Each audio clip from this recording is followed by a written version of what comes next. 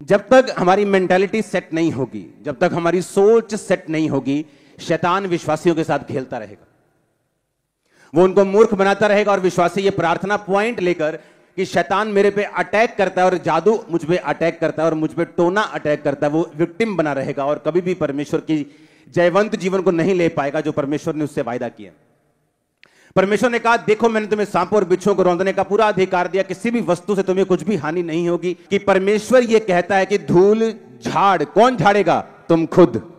शोभायमान वस्त्र पहन ले, कौन पहनेगा? तुम खुद। अपने गले के बंधन को तोड़ खोल, वो कौन करेगा? तुम खुद। क्योंकि परमेश्वर यह चाहता है कि विश्वासी पूरे अधिकार के साथ भरा हो और उसमें पूरी ताकत हो और वो शैतान से और दुश्मनों से कभी ना डरे।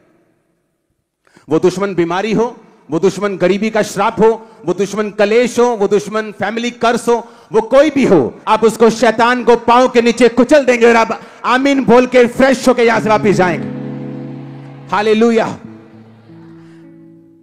बाइबल कहती है दो तरह की प्रार्थनाएं हैं। एक मैंने कहा अधिकार वाली प्रार्थना, कि परमेश्वर उन चीजों के नाम जो नहीं है ऐसे लेता है जैसे कि वो हैं।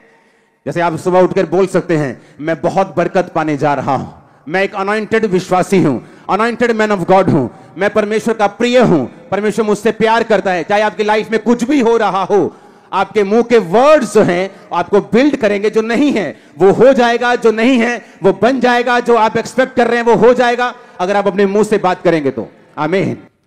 अब परमेश्वर कहता है कि तुमको वो बोलना है जो बातें नहीं है। अपने पड़ोसी को बोलो वो चीजें जिनका वजूद नहीं है, परमेश्वर कहता है उनका नाम लो। आमीन, आमीन।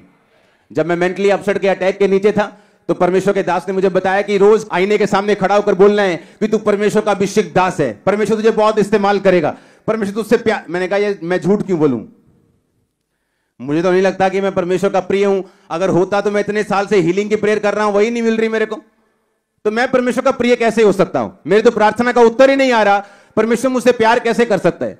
मैं तो खुद शैतान से और बंधनों से आजाद नहीं हूं, तो मैं लोगों के लिए एक सामर्थी दास कैसे बन सकता हूं?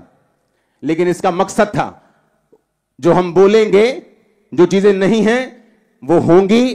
कौन कर सकता है अधिकारों के साथ प्रेयर? सारे अधिकारों की प्रार्थना कौन कर सकता है? यह प्रार्थना वही कर सकता है जो परमेश्वर के साथ गहरे संबंध में है।